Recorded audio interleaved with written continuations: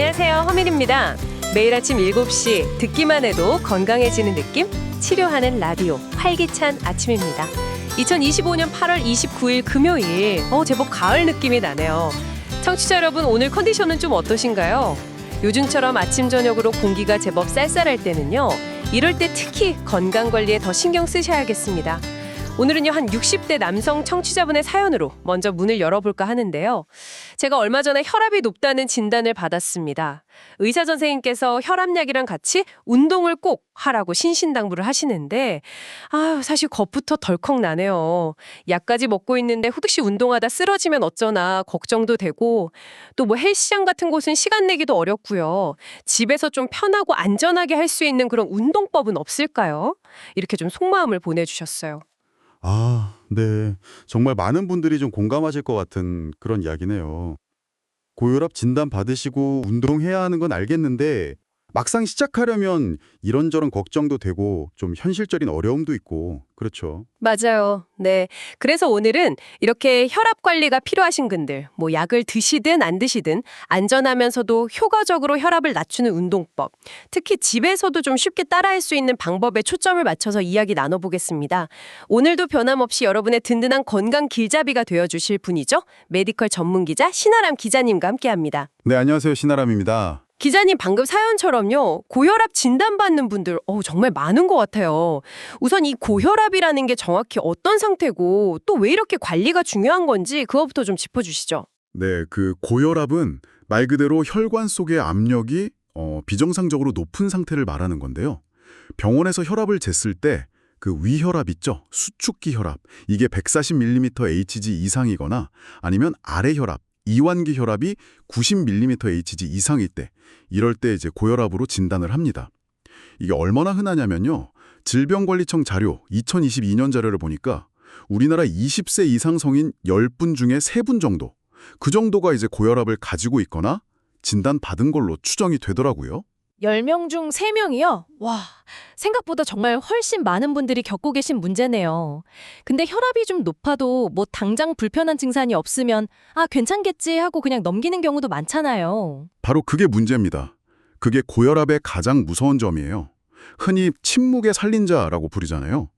대부분 특별한 증상이 없으니까 그냥 방치하기가 쉬운 거죠. 그런데 이걸 관리를 안 하면 우리 몸 여러 장기에 아주 심각한 문제를 일으킬 수가 있습니다. 뭐 심정병이나 뇌졸중 같은 심내혈관 질환의 가장 큰 원인 중 하나가 바로 고혈압이거든요. 그리고 특히 우리가 좀 주목해야 할 합병증 중 하나가 바로 만성 콩팥병입니다. 이게 좀 놀라운데요. 우리나라에서 투석이나 콩팥 이식이 필요한 말기 신부전 원인 중에 2번째로 흔한 게 바로 고혈압이에요. 그러니까 당뇨병하고 고혈압이 같이 있다면 만성 콩팥병 발생 위험이 아주 높거든요. 그래서 이 두 질환을 가지신 분들은 평소에 콩팥 기능에도 꼭 신경을 쓰셔야 합니다. 근데 콩팥도 병이 상당히 진행될 때까지는 증상이 없는 경우가 많아서요. 정기적으로 소변 검사, 혈액 검사, 이걸로 미리 확인하는 게 중요합니다. 그래서 의사분들이 약하고 함께 꼭 운동을 그렇게 강조하시는 거겠죠? 운동이 구체적으로 혈압에 어떤 좋은 영향을 주나요? 네, 맞습니다. 운동은 혈압 관리의 정말 기본이고 핵심이라고 할 수 있습니다. 특히 이제 걷기나 조깅 같은 유산소 운동을 규칙적으로 하면요. 수축기 혈압을 평균적으로 한 5에서 7mm Hg 정도 낮출 수 있다고 해요. 그리고 정말 흥미로운 점은 단 하루만 제대로 운동해도 그 다음날 혈압이 떨어지는 효과가 나타난다는 겁니다. 이 효과가 대략 한 22시간 정도, 그 정도 지속된다고 알려져 있어요. 와, 하루만 해도 효과가 나타나고 그 효과가 거의 하루 종일 간다고요? 야, 이건 정말 꾸준히 운동할 아주 강력한 동기가 되는데요. 그럼 혈압 낮추는 거 말고도 다른 좋은 점도 또 있겠죠? 그럼요. 물론이죠. 혈압 조절 외에도 일단 심장하고 폐 기능이 좋아지고요. 체중 관리에 당연히 도움이 되죠. 그리고 혈액 속 콜레스테롤 수치 개선에도 효과가 있습니다. 특히 우리 몸에 좋은 HDL 콜레스테롤 있잖아요. 그걸 높이는 데 운동이 중요한 역할을 하고요.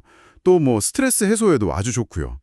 이런 여러 가지 이점들을 생각하면 고혈압 있는 분들한테 운동은 진짜 선택이 아니라 필수라고 할 수 있겠습니다. 네, 필수적인 운동. 근데 종류도 여러 가지가 있잖아요.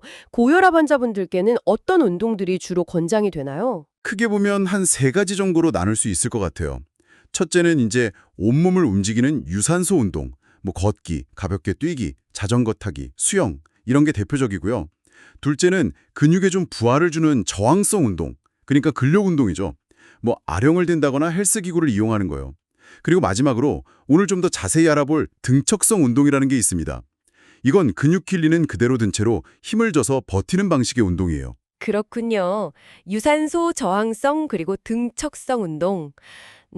그럼 가장 기본이 되는 유산소 운동부터 좀 간단히 짚어볼까요? 어떤 걸 또 어떻게 하는 게 좋을까요? 네, 고혈압 환자분들께 가장 먼저 권장되는 건 역시 걷기, 조깅, 자전거, 수영 같은 유산소 운동입니다. 심폐지구력을 키우는 데 가장 효과적이니까요. 중요한 건 이제 강도, 시간, 빈도인데요. 강도는 보통 중강도가 적절하다고 해요. 이게 뭐냐면 운동하면서 약간 숨이 차고 등에 땀이 좀 날 정도. 옆 사람이랑 대화는 가능한데 노래 부르기는 조금 힘든 정도. 그 정도로 생각하시면 됩니다. 시간은 한 번 할 때 30분에서 60분 정도. 그리고 빈도는 일주일에 5회 이상 꾸준히 하는 것이 좋습니다. 특히 걷기만이라도요. 이 기준에 맞춰서 꾸준히 하시면 정말 1, 2주 안에도 혈압이 개선되는 걸 느낄 수 있다. 이런 연구 결과도 있습니다. 와, 걷기만 꾸준히 해도 효과가 그렇게 투군요. 그런데 아까 등척성 운동이라는 걸 말씀해 주셨어요. 이건 저도 좀 생소하게 들리는데 정확히 어떤 운동인가요? 네, 등척성 운동, 영어로는 아이소메트릭 운동이라고 부르는데요. 아까 말씀드린 것처럼 근육의 길이는 거의 변하지 않으면서 근육이 힘을 내서 버티는 형태의 운동입니다. 아주 쉬운 예로는 그냥 주먹을 꽉 쥐고 버티는 거, 아니면 플랭크 자세 아시죠? 복부랑 전신에 힘 주고 버티는 거, 또 벽에 등을 대고 약간 의자에 앉은 것처럼 버티는 월스쿼트, 이런 것들이 다 대표적인 등척성 운동입니다. 그냥 힘주고 버티는 운동. 이게 근데 최근에 왜 이렇게 주목을 받는 거예요? 뭔가 좀 특별한 이유가 있나요? 네, 이게 최근 들어서 여러 연구들을 통해서요. 이 등척성 운동이 우리가 흔히 아는 유산소 운동이나 일반적인 근력 운동보다도 혈압을 낮추는 효과가 어쩌면 더 클 수 있다. 이런 결과들이 계속 나오면서 관심을 많이 받고 있습니다. 실제로 여러 연구를 좀 종합해서 분석한 결과를 보면요. 등척성 운동을 꾸준히 했을 때 수축기 혈압이 평균 10.9mHg나 감소했다는 보고가 있었어요. 이거 상당히 인상적인 수치죠. 10.9 mmHg요? 그 정도면 거의 혈압약 한 알 먹는 효과랑 비슷하지 않나요? 정말 놀라운데요. 아니, 근데 단순히 힘주고 버티는 건데 어떻게 이런 효과가 나타나는 걸까요? 그 정확한 원리는 아직 연구 중이긴 한데요. 등척성 운동을 할 때 근육이 수축하면서 일시적으로 혈관이 좀 눌려서 혈류가 제한되잖아요.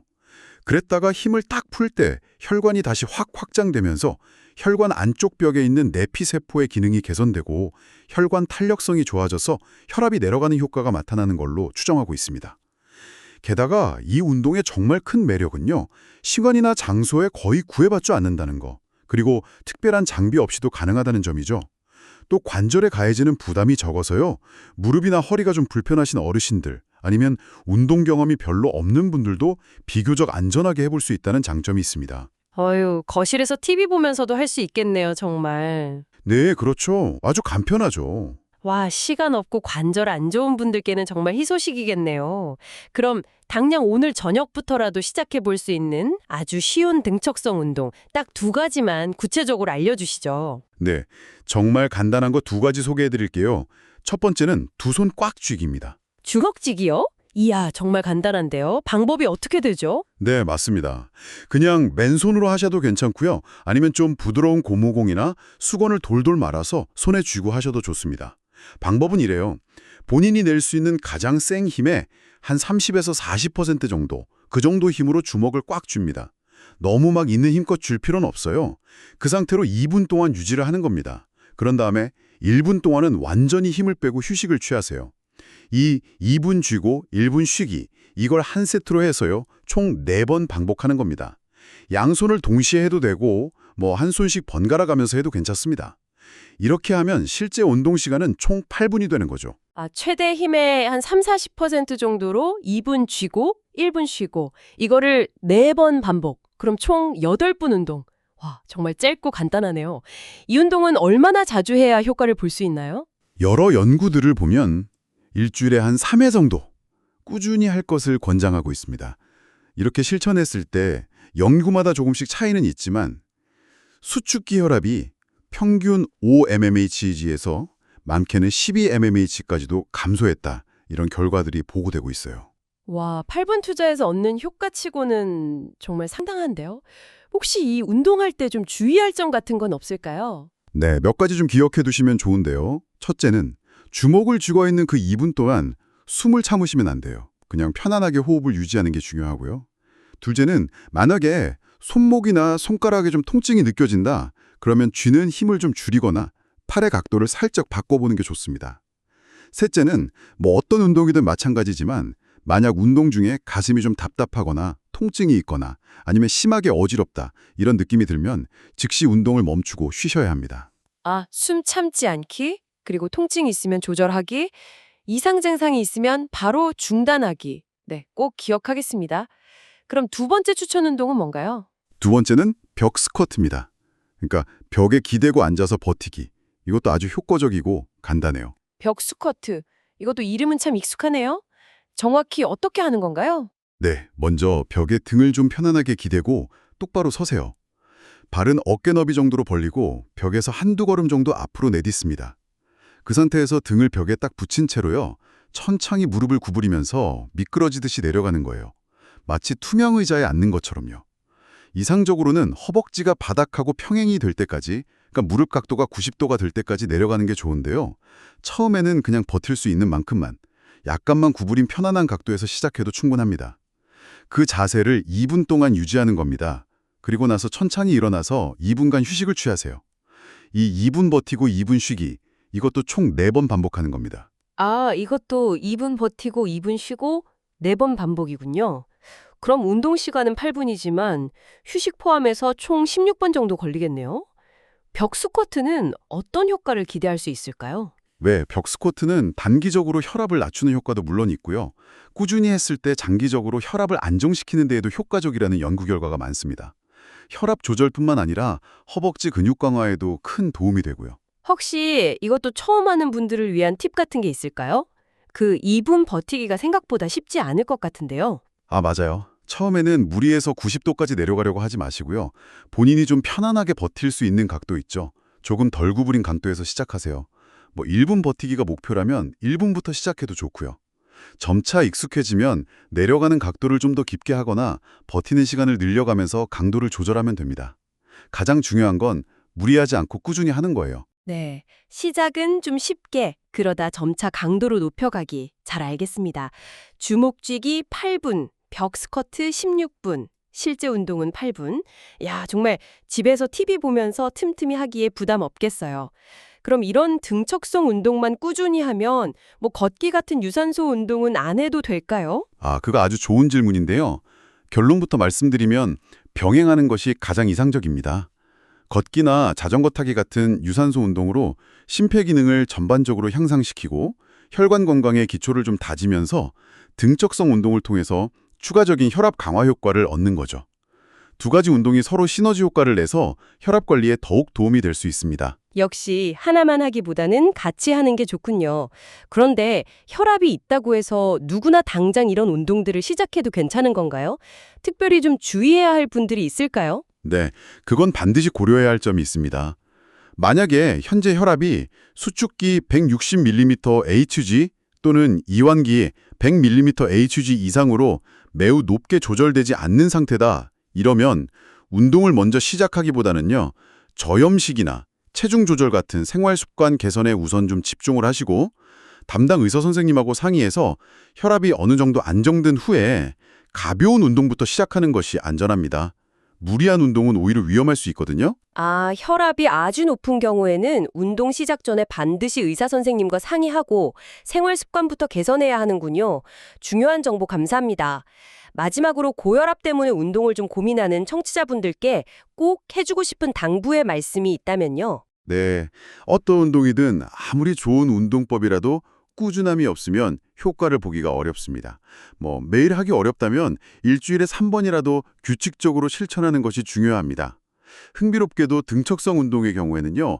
꾸준히 해서 몸이 좀 적응된 후에는 일주일에 단 한 번만 실천해도 혈압 유지 효과가 있었다는 그런 연구 보고도 있거든요.